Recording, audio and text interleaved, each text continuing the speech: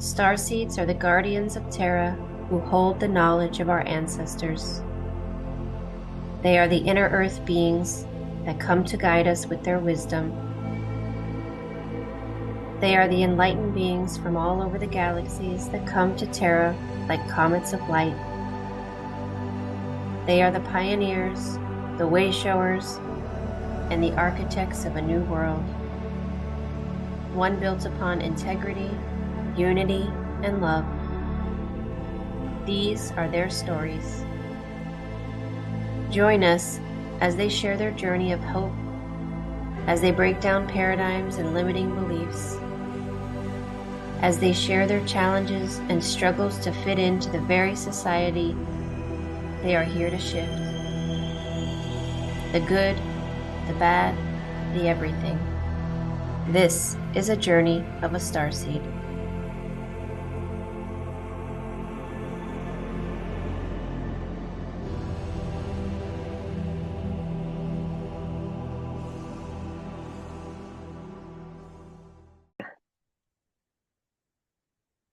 Well, welcome everybody back to my channel. I am joined today by Susan Oros. We are doing part 2 of our Jewels of Autism conversation, and I'm really thrilled to have you back here, Susan. Our conversation last time was so well received. I had such an amazing group of comments and even emails, and I had some text messages thanking me for bringing you on, and I'm so honored to share you with the world again. And I wanted to start, well, first of all, welcome back, Susan. How are you today? Yeah, thank you, thank you. I know it's very intense. We're recording this Yep, on February 19th, and there's a lot of planetary clearings there's a going on. lot. So just everybody know Yeah, that. Yeah. absolutely. I tried to record something yesterday and it kicked me out like 4 times. So the electronics are just unbelievable right now. But my point was that a lot of the questions that I received from parents was about the behavioral aspect. They asked if we could go into a little bit more today, and I'd like to start with this. So there are children that are experiencing heavy emotions, and they are channeling that in a way that's kind of harming or harming others by hitting their heads against the wall or hitting someone else or breaking things. We talked about the why last time, but how can we help parents today work through those moments where their child is seemingly out of control, and we know they're trying to give us a message? How can they work through that? Yeah, that's a very good question, and it took my husband and I, both of us, probably a few years to kind of get that, and it is difficult. Well, one of the things that it's important to remember is that they're energetically sensitive. They're more sensitive than we are, in a sense. And really, in this 3D paradigm, we've been taught to close off to a lot of our emotions and energy and things like that, which is why we're kind of blind to things that could be happening right in front of us. So they have a much more open system sensory wise, and then they could be what I was shown a few years ago is 10 times to 100 times more sensitive than we can imagine. So even amongst them, they're all sensitive at different levels, and they might be more sensitive to sound and sight and things like that. But one of the things that we had to learn was to stay calm down in those circumstances as much as possible, because you don't want to keep adding to the energy, and if you add energy of frustration to that mix, it kind of exacerbates things a lot more. So, and I know, it's not easy, and it's frightening. If you have someone who can obviously keep them safe somehow in an area like their bed, where they can be safe, where they can be maneuvered in that direction, that's always a good thing. I mean, Sammy would have explosions in the bathtub, and try to bang her head on the tile. So it's not easy, and it takes a while to learn to calm yourself. But the deep breathing, learning to align yourself the best you can, and uh, just bringing yourself to a calm state as much as possible. You know, like Sammy's bed is, my husband managed to find like this padding that you put on the walls, you know, and it's decorative, you know, but it's meant to be like a headboard and stuff, but it's all like padded. We have lots of pillows around her bed and things like that. So, um, uh, pointing inward, connecting to ourselves, you know, that really made me connect to my own soul, that inner connection with your own self. And so breathing to bring yourself to that calm state, so that you can be more present and also kind of get information about what may be happening. And sometimes it's hard to know, you know, there could be multiple things happening at the same time. You know, as you mentioned, Sherri, in some of your, I watched several of your interviews about the grid around the schools, you know, so there might be something energetic in the grid around your home, or if you have neighbors, if you live in an apartment setting, and those kinds of things are hard to control, you know, I realize. So, I mean, we somehow ended up landed in a spot where our neighbors aren't that close, you know, and I'm sure that's by design, you know, in a sense. But there's many factors to that. So, learning to calm down internally as much as you can, and you know, not saying too much or stop that, you're hurting yourself, um, you know, doesn't help. It doesn't add to the energy. And also when there's intense moments, I think even as parents, we tend to want to, if there's a curriculum, you know, or schooling, you know, if they're in school and things, I understand that it's hard because they might have to have some schoolwork done, um, but also like demands that we might be putting on them. You know, like with Sam, we started with RPM, the letter boards in 2016, and you know, through 2017, we were making progress, and then it all just stopped, and we couldn't force her to work with that. You know, at the time, she just wasn't able to focus because of what she was going to be doing next, I suppose is a better term. So as much as possible, that they're not trying to be defiant. They're not trying to be um, they're not trying to be defiant or malicious or you know any of those kinds of things. That they are just more sensitive, and um, for whatever reason that we might not know, they just can't be focused on that right now. You know, so I hope that helps. It does. And That's and kind of I an think yeah, it helps a lot, Susan. And I think it's that what you said is important. When I work with parents that are, that have what I call spirited children, that tend to, resist or say no, or they can't control their emotions. What I always coach the parents is take a mommy time out, take a daddy time, take whatever time out. Because sometimes they feed off of our energy and we can make the situation worse. And so we need to take a breath. We need to relax right, because they're trying to show us something. And a lot of times they don't have the tools to articulate in words or actions to one, release the energy they're feeling, but also to explain it to us. And if we have a labeled autistic child that is not verbal, it can make it very challenging for them to get their point across. But we're going to talk about in a moment, not yet, but Susan's going to show us some of the things that they do to try to get us our attention with metaphors, but we'll get there in a minute. But yeah, what I wanted to ask first is the sensory challenges is a big one for not only the labeled children, but for a lot of children. They're sensitive to the yeah, sound or uh, or the texture of food and things like that. And they have a lot of sensitivities to this environment. Sometimes I even call it they're allergic to this environment, the yeah. 3D. So what are some tips that you have for people that are dealing with those kind of sensory sensitivities? Say that 5 times fast. Yeah, yeah, sensory sensitivities. Wow. I mean, I know the Yeah. food thing. You know, Sam used to be a better eater, and you can't make them eat, you know. So uh, we just backed off with trying to make her eat quote healthier kinds of foods. She'll go on a binge of whatever the latest thing is. Right now it's like this gluten-free white pasta. Um, the sensory challenges. I mean, it all depends on what they're sensitive to, and so gosh, because some of them can be hypersensitive to something and then hyposensitive True. to other things. So what's coming right now, what's coming forward right now is so sometimes you have to change strategies, like what worked for a while may not work anymore.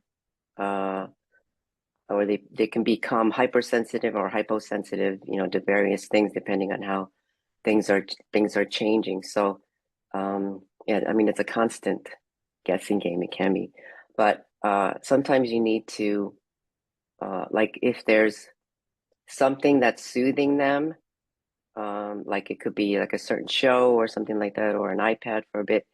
Uh, you might want to see uh, when they become oversatiated with that tactic. So Sam, for a while, she liked to spin things. So she would spin cups. I mean, so we got her some tops and things, but no, that didn't do it. I mean, even like round plates, she had to spin it because she liked watching it spin.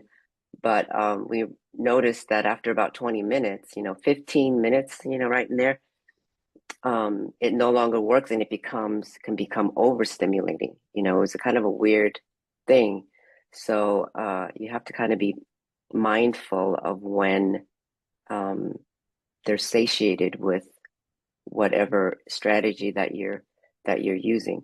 So other sensitivities, you've seen kids with the headphones on that walk around for sensitivity to noise. If they're hearing a high pitched sound and they look like their ears might be bothering them, um, kind of learning to move that energy is how I dealt with it. Oh, excuse me. So, um, so learning to do energy work and things like that is helpful.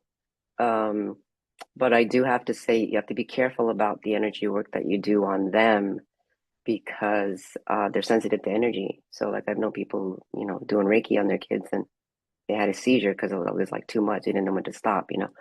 So even using too many energy modalities uh, can be difficult. So that's kind of why I started just toning. If there's something happening, um, then I noticed that it was moving. It was helping to move the energy through. Um, so the way you can start to do that, well, one of the things that I did when I was trying to tune in, because you're trying to tune in to see what's going on with them, is I would take like maybe Sammy's clothes, or in her room if you can't do it together, and you don't have to do it together. But taking her blanket or her clothes and just holding them, putting in my lap, and doing a meditation. Say join me in a meditation together. And again, they don't have to physically be there, but they know they can feel you, and so they might come in and ask them to show you what they want you to know. Uh, so that's a step in doing that. The other thing you can do is put a crystal in their room and like maybe put it under their mattress or something to capture their energy, ask them to infuse their soul energy into it, and then you can use that and and meditate. And like I said, the sound is really important right now, as a lot of people are finding. So I mean, I just started with just feeling into whatever sounds wanted to come out of my mouth, even as bizarre as it might sound, even if you're driving or if you're somewhere by yourself, just learning to sound, whatever sounds, vowel sound, you can do vowel sounds, a lot of different sounds. And what that also does then is it also clears your throat chakra, and it can clear your central vertical channel, and you start to move that energy within your own body, uh, and uh, and start to connect to your own soul, and then you start to become a little bit more sensitive yourself, energetically sensitive yourself, and sensitive in being able to uh, see more things, so to speak. So the sensory part is like I said, it's very, because they're all so different. And we know kids that like to even put coins in their mouth or swallow coin. I mean, and those are kind of dangerous things. It's a sensory desire that's in their mouth. There's one child that's coming in, detox detoxifying their bodies as much as possible by I mean, we live in a toxic planet. We're finding that out. That's one of the things that Sammy had said too, a few years ago, is that even though she had the childhood shots, let's just say call them, that the whole earth is toxic. It's, we live in toxicity. So the more you can also kind of go to more natural products, um, that are less toxic, the cleaning supplies, those kinds of things that have additional toxicity in them. There's one child here saying fluoride. Um, uh, so as much as you can help to detoxify your environment, and I realize that it can be challenging depending on who you live with, your spouse, other family members. It's hard to kind of detox everybody's emotions, uh, so to speak. So if there might be energetically sensitive to some of the food, that you're bringing in, some of the taste. They can taste. One of the kids is saying they can taste the chemicals in some of them. They can taste the love that goes into making things. I don't know. Does that help? It's such a Yeah. broad question because they're all so different. No, and it's impossible in one interview for even us to for us to even cover a fraction of the things that we can say.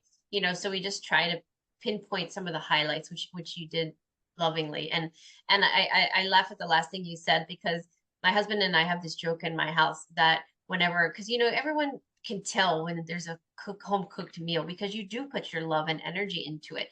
And so I cook majority of the meals in the home, and that's only because I am a little OCD and I'm a control freak. So like my husband tries to help and I'm like, just get out. But otherwise he would love to help me. But they always say, "Oh, mom, you made this with love." Like that's the first thing that they say. And Mm, you can tell, children can tell the difference. They know when you've made it with love because you put your energy, and it's palpable and you can taste it, and it's tangible. And I did a session the other day with a child that refuses to eat fast food, will not eat mm, fast food. And the mom's saying, why we'll go out and he will just refuse to eat. And they don't eat fast food a lot. It's not a big thing. But she was right. curious what was the reason for it. And I said, he said there's no love. He told me there's no love in that. There's no love in Uh-huh. the food that they make. I want mom to make the food, and us to create it as a family, because there's an energy behind it. And that's how you Right. combat pretty much everything in our environment that's designed to to poison us. We can reverse a lot of it through intention, through prayer, through thought, through love. And I think that was a beautiful point. So thank you for bringing that up. Um, Yeah. do you want to share some of the things you mentioned before we started recording about things that Sammy would do, um, Oh, like with the liquids and the peeling off of the labels? I think that was really fascinating. Let's talk about that a yeah. little. Yeah. Yeah. She went through a period a few years ago when she was still like in, I think she was in middle school at the time, where she had to rip labels off everything. I mean, like she tried to run up to garbage cans and rip labels off, dig through the garbage and try to rip labels off, tags off of towels and everything, labels off of, any medications or supplements and things, and it dawned on me after a while that, oh, so we have to get rid of labels. We over label everything, put people in boxes with a label.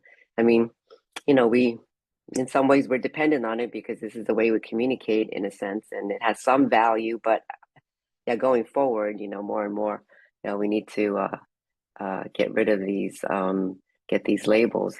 The other thing that she used to do is dump liquids.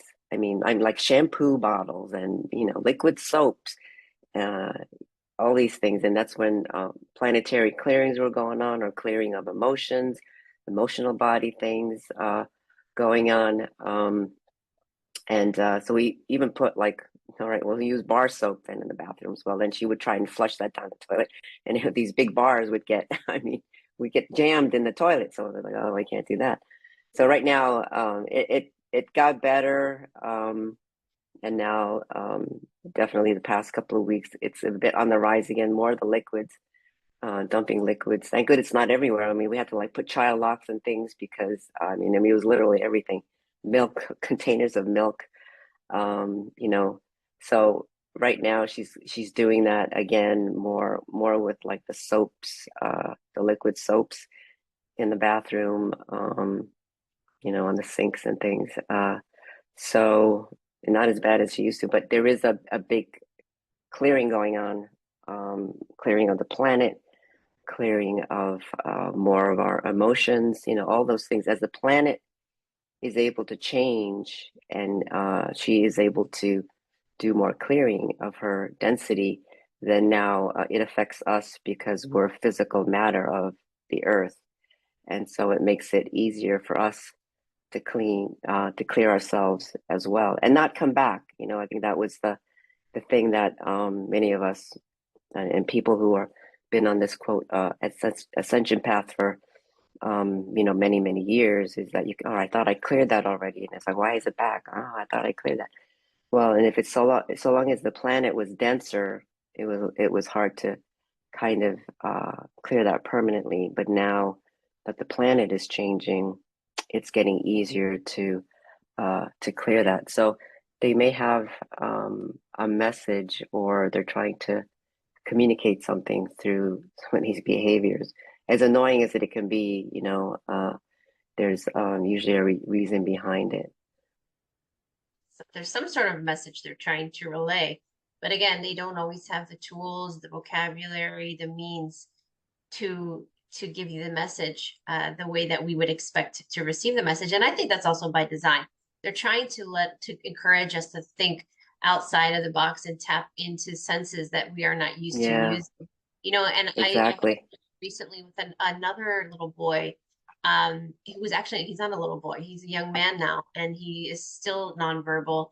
And he was telling me that they can hear that, because he was also really sensitive to sound, and he said that they could hear so much more than we can. And he even took it another level that I wasn't even thinking. He said there are words that you guys don't even hear. There's a language that is spoken that you guys aren't hearing that we can hear, and it's Right. negative and it's dark. It's the I Mm, think it's the subliminal messages that are put through the radio waves and all the frequencies yeah.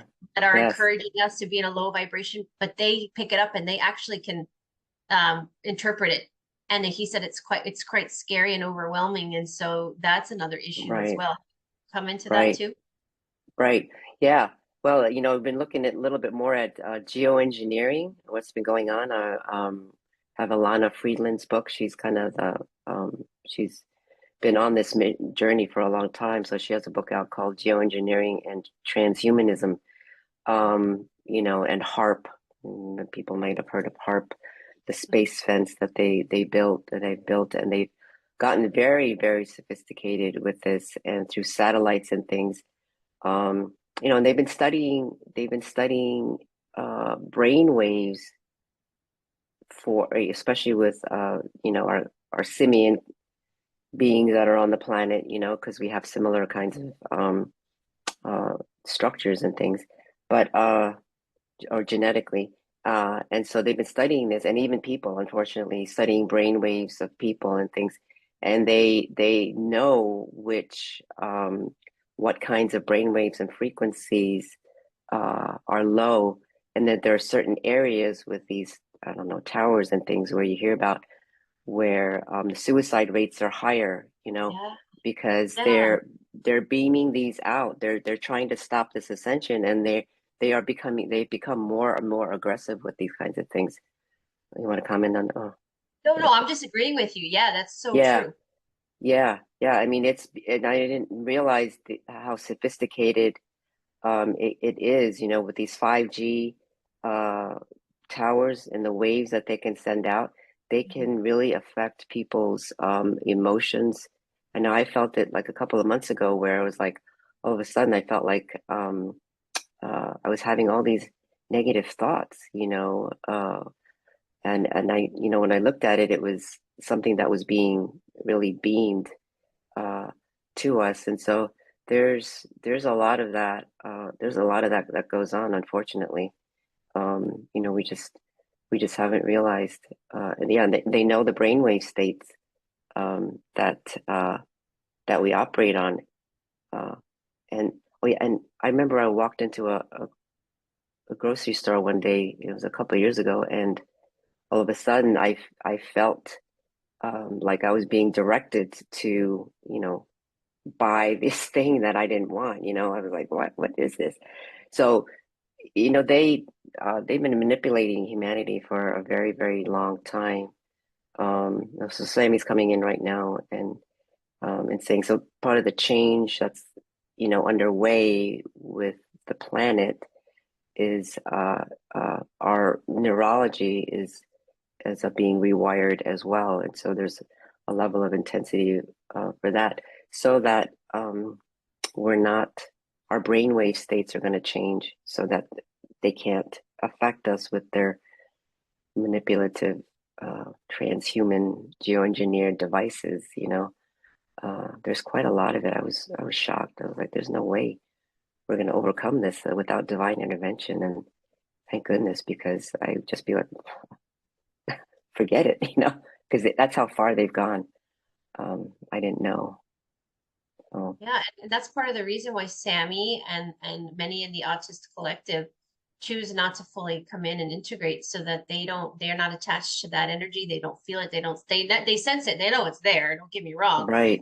They are not they are not poisoned, or they're not hurt Their or harmed consciousness, by it. right. Yeah. Their consciousness is not affected by it.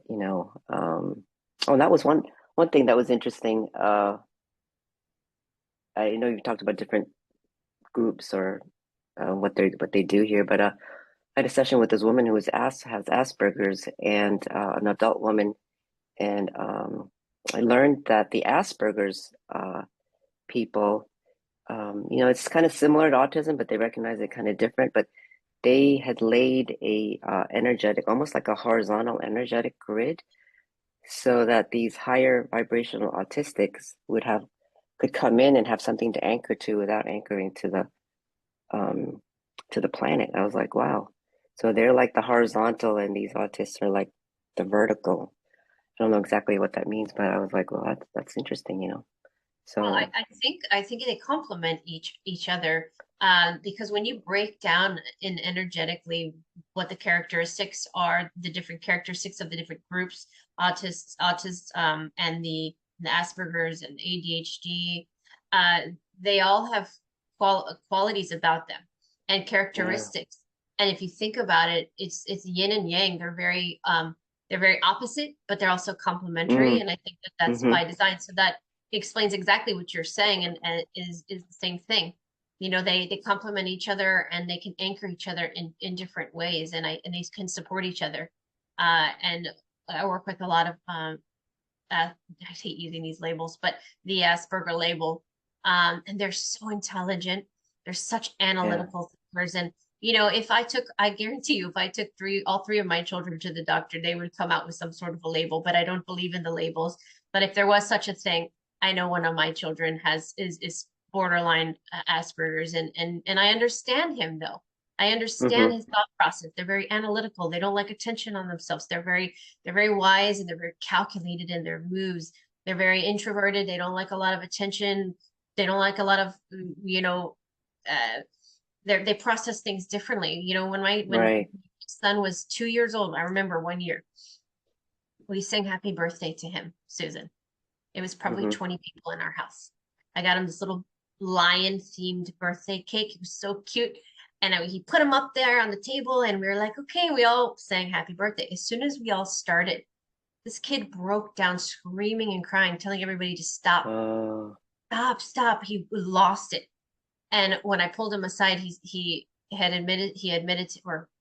said, Mommy, I don't like that. Why are they singing to me? And I thought, gosh, I never would have thought that that could be perceived as a threat or make you feel uncomfortable. And to this year, he's 10, we have never sung happy birthday ever again. And we always ask him every year, can we sing? And he says no. So what we do is we mm, all say at the same time, happy birthday. And he's okay with that. They don't mm, like a lot of blah, they don't want a lot of attention on them. Is there something wrong with him? Absolutely not. It's just his preference. And that's the thing about the spectrum, is that they are very colorful, they're very unique, they're different. So we need to honor what makes them comfortable and allow them to be who they are. And I think that that's such a beautiful thing when we allow them to be just yeah, to. yeah. And that's the kind of the new parenting way that we have to, understand that these kids, if they don't like something, they really just don't like it, and you can't make them do anything. What I realized, when I thought about it, and you might not be able to verbalize and answer why, and I realized, like our tastes are like that, like why don't you, it tastes good. Why don't you like it? Well, it doesn't taste good to them, and it's like, why does it taste good to you and not to somebody else? It just doesn't feel right, to our bodies for whatever reason. And there might not be a reason that you can explain in words, and yet this has been the problem of 3D is we just shove it down your throat. We're just going to make you, we're going to desensitize you and make you like it somehow by, gradually, we're doing whatever what do they call it? Systematic desensitization. Um, and, it's like, that's what's happened to us. And this is why so many of us, who are adults now are not, uh, don't see what's going on in some ways. Let's say in the outer world, because we've been brainwashed, to overlook things or just suck it up, and just keep doing it. We're going to make you do it, whether you like it or not. And what does that do? It causes people to detach from themselves, and detach from their own inner knowing, their own inner intuition, from their own soul. And this is how it's come this far, especially with what's gone on in the last 3 years. This is why we've got to this point, in a sense. So yeah, the new kids are not gonna, they're not buying it. You can't raise them with fear. You can't raise them with, I don't know, all these other tactics that we were raised with. Because Um, I said so anyway, does not work anymore. yeah, it uh doesn't work. you can't, or because we've always done it this way, or because I said so. Then none of those work anymore, and Yeah, they yeah, will take us out of our comfort zone, and they are strong-willed and determined to make us see it. And I now I embrace it, but I resisted too. I was that parent that resisted, and I'm like, you're gonna listen to me, and then I'm like, who am I? Like, stop it, get off your high horse, Sherri, and learn from this little being who's trying to teach you something, right. and my mom used to make fun of me too. She would say jokingly, "What is this free range?" I think she called it free range parenting. She's like, "What is this free range parenting you guys do these days, where you let them just run the show?" And I'm like, I had to question myself, because I'm like, well, yeah, but I kind of have to if I'm going to learn something from them, and it's like this weird balance. If I got to figure this out, so I got to there have to be boundaries, but then I also have to loosen the reins and let them teach. So it's an Right, interesting balance. But right. Yeah, and we're still kind of in that in our household in a sense, because Chris, my oldest one was Down syndrome, and Sam too, you have to learn, maybe that's another way to help cope with some of these quote behaviors or whatever. You have to learn more positive language, instead of saying, don't do that, or, if you do that, you're going to get in trouble. Those kinds of things don't work. You have to speak more in positive. terms, like Chris likes to bug me, well, what's for dinner? I'm like, oh, I just woke up, or it could be the night before. Yeah. And it's like it's like I'll just say something, or anyway, you have to, that's not a good example, but you have to phrase it in positive terms. If he's resisting a transition or something, oh, let's do this, instead, something, you turn it into a positive. Um, and that, I know that's a kind of a behavioral strategy that's encouraged, but I mean, you really, with these new kids, I really feel like that's really what you have to do. You can't talk in fear. I know my older brother, he has two little grandchildren now, and he said they were at the zoo with one of them, and he said, don't get too close to the animal, it might bite you. And she started, crying. She was like, all I said was, well, you can't say it that way. You can't use that kind of fear tactic. You have to say something, uh, you know, and phrase it in a twisted it around into a more positive statement, instead of trying to induce fear, right away. So, and that's what I was raised, kind of with, if you do this, then this is going to happen. And it's something fearful, usually at the consequences. Anyway, now let's keep going here. That's no, that's so true. And sometimes it's okay to just say, you don't have the answer and it's okay. And you can just say, I say this to my kids all the time. I understand how frustrating this must be for you. And what can I do to help you through it? Because I'm not trying to discredit their emotion or take or devalue what they're going through or saying, parents always like to say, oh, everything is going to be okay. Sometimes I say that to Erin, and she's like, and Yeah, maybe to her it isn't. So I have to we just have to let them be who they are and navigate through the situations and just say, how can I support you right now? What can mommy do to help you? And sometimes they just need a hug. Some people sometimes don't give them a hug. Like the last thing they want is to be. yeah, You just have to know your child and work through the trial and error, right? And be right, flexible. right. Yeah. And then So when you're in the Susan, height of that emotions, then you have to, sometimes you just need to, yeah, like just walk away, let them kind of de-escalate. So yeah, go ahead. yeah, yes, exactly. Before we started recording too, you had mentioned you said something about having some messages from some certain groups of children. Do you want to talk about that a little bit? Some messages that are coming through from the collective? Um, yeah, why don't I do it with sharing some images, Oh, because I cool. think, Let's do that. yeah, then Okay. I can kind of explain where, I'm getting some of these things. So let's see. Uh, and we played with this so that it should come out. Yep. So this first one is, I just call this Sammy's soul energy. So she's been on an embodiment kind of journey here. I could feel it for the last couple of years. So at different stages, I would draw things to help her with her embodiment process. And so this was, I can't remember, was it 2021? Yeah, that I drew this. It represents her soul energy and soul essence. Um, That's this one, beautiful. this one was interesting in how it came in. So the first couple of them are just some examples of how, some of these things have been transmitted. So some things I draw to help her in whatever process she's going through. Um, and so this one came through her. This one wasn't an like it didn't dysregulate her, but I could tell that she was working on something. And like I see the number in my head, like 26D, and it was almost like something that was coming through that was kind of like barely visible. It's like these little particles or something.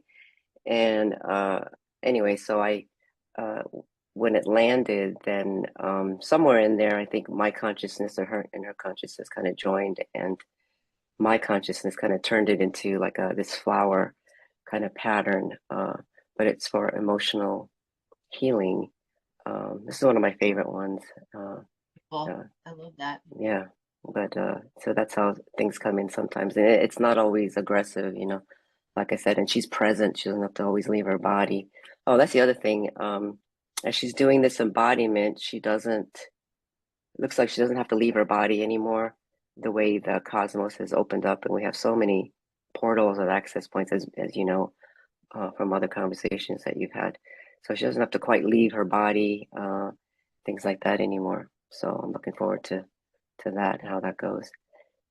This one is interesting because it's an example when she did become very aggressive. It's an unusual image, I know, but it came through a couple of years ago. I remember it was right before Thanksgiving, and we were driving, and I was by myself. Well, I was with someone, but I was driving, and sometimes she would become aggressive and self-abusive in the car. Um, so I just started toning, and I didn't know what was happening. So I tone anywhere. I was like, well, I'm driving, I have to do these Yeah. kinds of things. But so I was toning for a while, and then what I saw was this like wing almost piercing through, like it was trying to get through, this layer. So I don't know if she was bringing it over something that's coming in from the cosmos, and she just feels it somewhere, So it was almost like it was breaking through, like a breaking through a barrier, and she could feel that breaking, and it was very uncomfortable to her. So that's an example, when of how sensitivity could also affect some of these nonverbal or beyond verbal individuals. So, I know crows are supposed to be black, but they said if you think of a crow as black, it's, before the emanation of all the colors. So the dragon crow is kind of the opposite with all the colors. And what it's doing is kind of deleting all these hexes and, curses and things that crows and ravens have been used also for black magic kinds of things. And so this dragon crow is represented kind of cleaning up. So that's how Sammy experienced it. Yeah, so it was a tough one. And again, you don't know what is going on, until you start to tune in. This one I shared the last time about these 7 micro heavens, so to speak, or micro universes. And they're not really micro, they're just, I don't know why, don't know why they're called micro, but um, the autist said that they were gaining access that feeds into the quantum field. So the quantum field is also going through a cleanse. And so this image represents these 7 quote micro heavens, and this is represents behind this tree the 7 higher heavens, bridging the it's like bridging the macro and the micro. But I bring this one up because these 7 quote micro heavens, the autists born after 2016 in that time frame were being diagnosed with that. They seem to have a big role with this 7 micro heavens that feeds the quantum field. They're activating it, they're engaging it, so their energy is even more refined than what like Sam's is, and it's through the ability to work with this quantum field, right, is where this idea of the wizard, comes from, manifesting, because we rely on this quantum field um, to turn things into matter. So what they'll be teaching is, is yet to come, but they seem to have a big part in this part of the quantum field and how we're accessing the quantum field. Um, so what they have to teach us when they become adults or along the way here as it goes, we'll have to see. This one is, I just called it the Oversoul of a group of children under 11. I was driving by one of our local elementary schools one day, and I just felt immense sadness. they just felt like they were completely like they were being shut down. Is the only word that comes. I can't remember. This was a few months ago. It wasn't 2022. I can't remember. So it was several months ago, probably earlier part of last year or so. And if we, kind of think back to the things that have been happening, Yeah. um, you know, uh, these facial kinds of shields, and maybe some of these kids who might have been, quote, hopefully not jabbed, I don't know, or their parents. But I mean, I just could feel how hard it was on them. Um, and I wrote a blog on this. It's in our website somewhere, because it was so impactful. So when I got home, I had to draw it right away.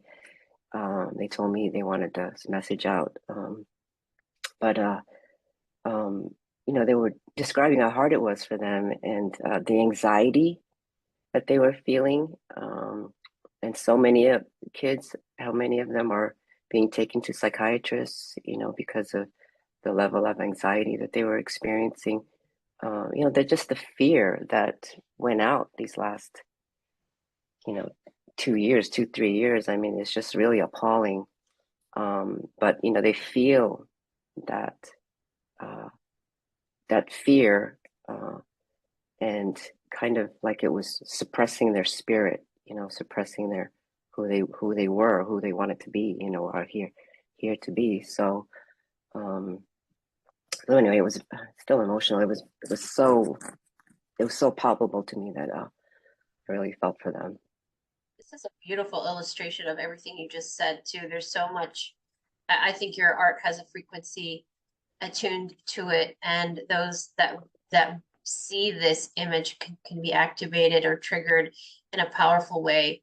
And this one is just speaking to me. It's so beautiful, but I can Yeah, I mean, it feel just the energy behind it, the good, the bad, the everything. what they're experiencing and what they're here to do.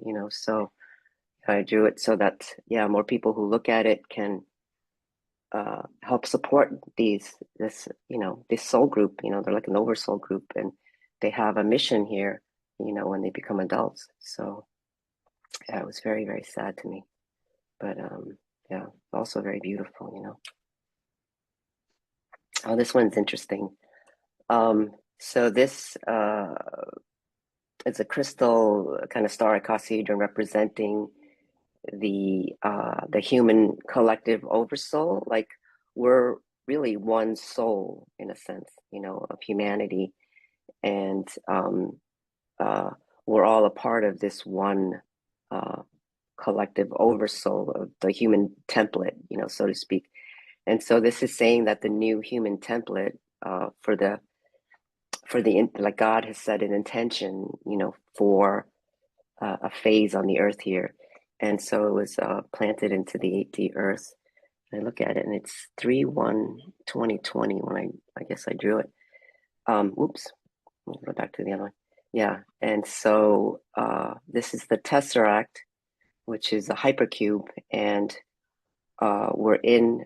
If you think of the cube as the element of Earth, the element of matter, that makes manifestation on the planet, we're now in what we'll call a hypercube, which is like hyperdimensional.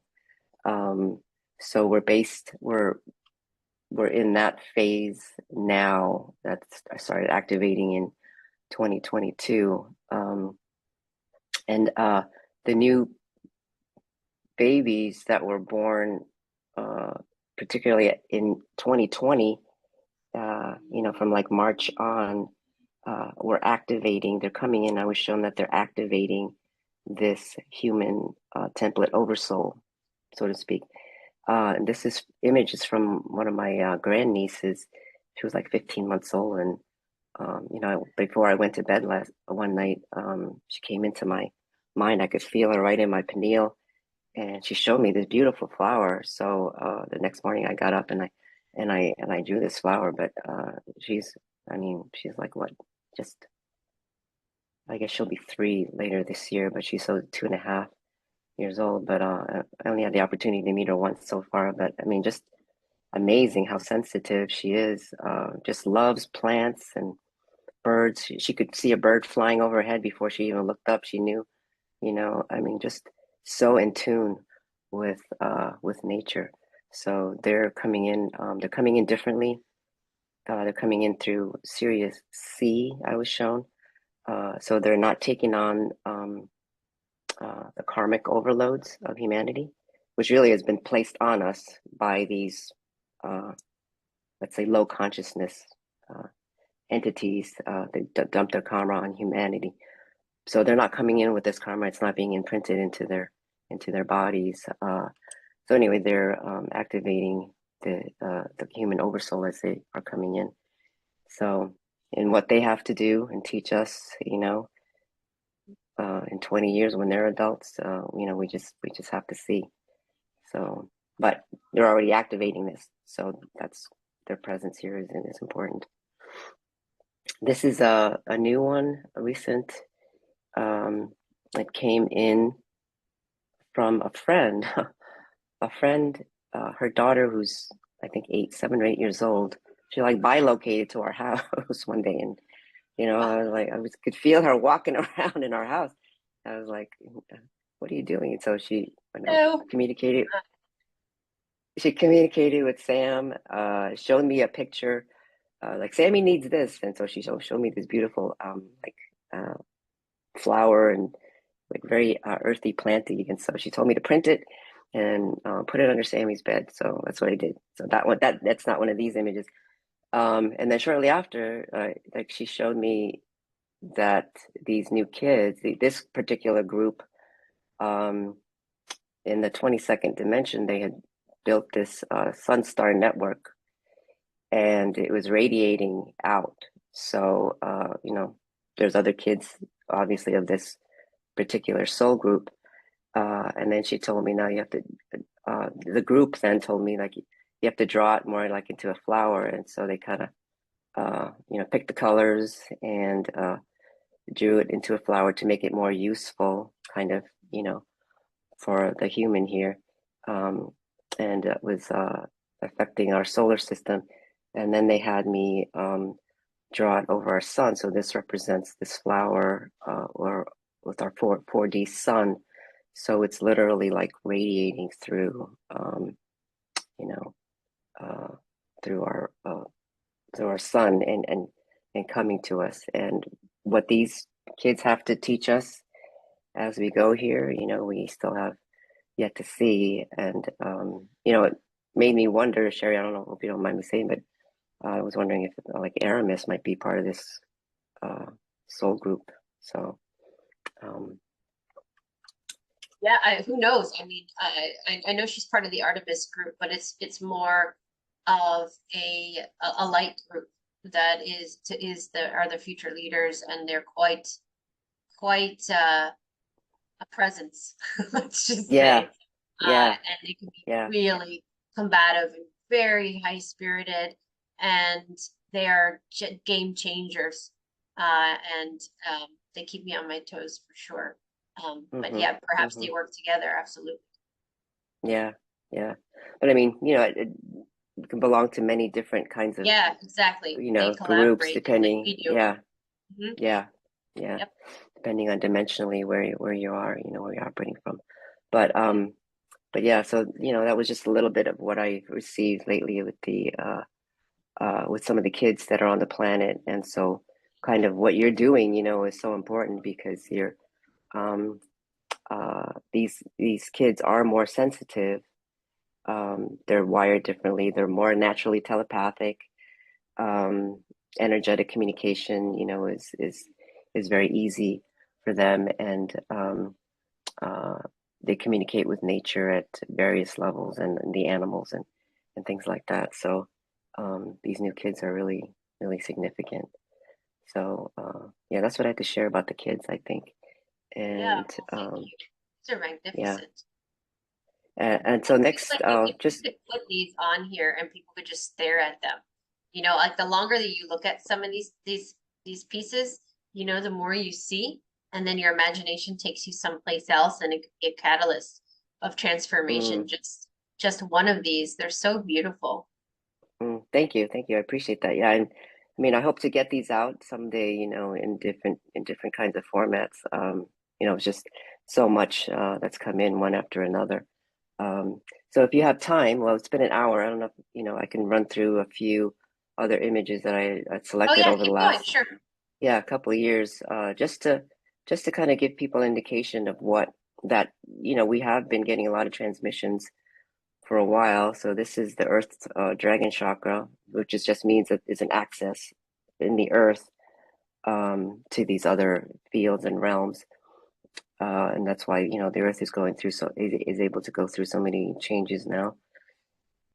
This is something from 2020, Mother of the Vector Codes, and I haven't looked at these in a while. And when I started going through them, I was like, wow, these are really activating now. So Yeah. vector codes would be like timelines, future timelines, or to align to the cosmic cycle of the that we're engaging to correct, really eventually eliminate all distortions in low consciousness. So that's the mother of vector codes, and some of these I had no idea what to call them at the time. So Yeah. this is another one. This came out like moths for some reason, but indicating, a kind of a trajectory. So, and they're star seeds that might be uh, weaving timelines in their sleep, or you might not be aware of it, but people might be having dreams of weaving something or knitting, things like that. Yeah. You could be participating in weaving the future timelines as we go through this ascension and evolution. So this is a Emerald vector code, Breath of Holy Mother. Um, that was that I kind of captured. So I'll go through these phases where like I'll just draw things and um, these different things. But yeah, my intention, always is to capture the beauty of what I'm experiencing so that other people can experience it, as well, and feel that sense of hope. That even though the outside world looks really ugly, that there's a lot of beautiful things happening. This is interesting. I forgot about these. There were some of these winged symbols that came through, uh, and this one it was in 2020. These winged symbols mean that they're non-dimensional, so they can kind of move through all dimensions. Non kind of I don't know. It's non-dimensional is the only word that I can use. Yeah. So revealing the truth, and see with real eyes, and so we can see what's been kind of happening here the last 2 or 3 years now of really truths being revealed and seeing people of our government and our alphabet agencies and what they truly are, underneath it all. Yeah. So yeah, Absolutely. that's it. Yeah, so that's what's been happening. Then I went through a dragon phase, aquamarine dragon and amethyst dragon um, started coming through. The ruby flame dragon and an emerald dragon. Um, so that was another phase. Oh, and these are really beautiful. These are to say that God, Source, really sees everything. So God, would be like sun emanations of God and the consciousness that God is radiating. The God of Edenic magic. So it's like streaming through, and it's here, the God of Paradisian Earth. What would that look like? What would that feel like? We don't have a quote. We have some vision and imagination of it, but how do we do that? And it's beyond words. It's feeling it, it's knowing it, and it's by coming into contact with our own soul and allowing our children to be connected to their own soul and allowing them to be who they are. That you know this. That we co-create the new earth. So that's the other one too. The more consuming the madness. Again, the Tesseract. This is kind of taking it all in. cleaning up kind of feeling, and also burning out dead light energy. That's what miasma is, that especially that's been stuck in the earth. Oh, yeah, cosmic mother and father united. I just called them that. That was from last year, 2022. Cosmic, meaning that we're accessing really deeper into the cosmos, is really the only way to say it. So kind of the representation of that coming through. So cube codes last year in 2022, that was a theme for a while. Definitely transmitted by Sam. One morning I woke up and I just saw this stack of cubes right in my heart, and I just had to start drawing them. So this is just a sampling of it. But cubes to rebuild, to manifest. It means cube codes for the plants. So there's one for like almost all of them: the ocean life, the planets. I mean, you know, I must have drawn about 50 of them, but you know, I didn't finish, you know, quite all of them, of the possibilities. But the metals, I mean, there's just a whole bunch of them. So it's just saying that everything is being generated in a sense, revamped in this new 18-dimensional universe, so to speak. So this one is for the mycelium network, the mushroom. And, you know, as you probably know, and as other listeners probably know, the mycelium, the mushroom world, they're very important for cleaning up the planet, because they're in that in-between state of matter and kind of non-living matter, and how it interfaces with the quantum field. So the mushrooms in helping us to clean up the planet, it's going to play a big role. And then I just wanted to share, this is the dance of dark matter, you know, I just called it. So dark matter is not really actually dark, you know, it's actually really these brilliant colors and things coming out. Dark matter. Maybe it was just dark to us. We called it that because it was hidden from us, kind of kept a secret from us, you know. And this is what I call the symphony of the 18th dimensional universe. So just to give people some kind of sense of, you know, what's been transmitted. I know there's a lot of other people that are drawing, and they're drawing codes. A lot of people seeing dragons and different codes and things. So it's a real very rich time, you know, in a sense, even if it can look ugly at times on the outside. So You know what I see, Susan? When I look, I'm not an artist in that way, at least.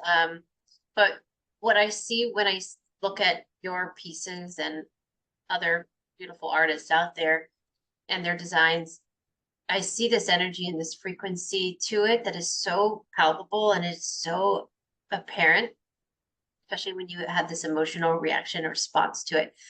And I see in the future, somehow these pieces are displayed, whether they're three-dimensional or two-dimensional or however. But I see these spaces where there's halls of them and people can walk down, and let's say they have the moon Oros wing, you know, and we have all of these Sammy inspired and Autist Collective inspired pieces down this one hallway. And people can walk down and look at these pieces, and it's actually a healing space. So it's not like a museum, it's a space of healing and activation.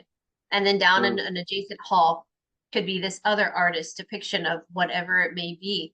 And they're all activating. They're all, because I believe that I've seen the same things back in Lemuria, for example, and off planet and other places where the art used to be a source of activation and healing, and there were frequencies embedded in codes and symbols, and that's what they use as part of their healing. And I see that back full circle. So what I believe is your art that you've been putting together for years and years, and others are getting it ready so that when we transition over, we will already have a good number of pieces all around the world to be displayed for that purpose. So when I see your pieces. They really hit something within me, and I find myself getting emotional looking at them. And I'm curious what everyone else is thinking as they're watching this. So please comment Mm. below and let us know what you're thinking, because they're absolutely stunning. And you have these on your website, right? So if I put the link below to your Yeah. website, are they there? Well, not all of Not all them. of I them. don't know if that I have all of them on the website because there's just been too many to keep up with to put on the website and stuff. Yeah. But what I could do is I'm happy to share my slides with you. I can share a PDF of them, and you can. I'd be honored if you want to make it available on your website as well. And if people want to, use them or look at them as well, I'd be happy to do that. I would Um, love that, Susan. Maybe I'll share one once a week or so on the Instagram page, so people can just stare at it and see what it does for them. So we'll talk okay, about that okay. offline, but I think that would be beautiful for us. Um, is there anything else, Susan, that you want to talk about tonight, that we haven't shared yet, that you think would be great for us to kind of finish off of our conversation today? Mm, well, let me think. No, nothing is popping up right now. Let me see if Sammy has anything. She's just saying right now, uh, be ready for um, major upheavals, but it feels like a good thing. Major upheavals, which will uh, shift your perceptions, shift your awarenesses, shift your desire to consecrate your body, your living temple of light that is a divine union of soul and body. This can happen now because of the density changes. And so she's saying, I'm undergoing this divine union myself, which means embodying um, in a way that's been never available to you before. Um, even people who thought they were embodied, have a rude awakening that's awaiting them.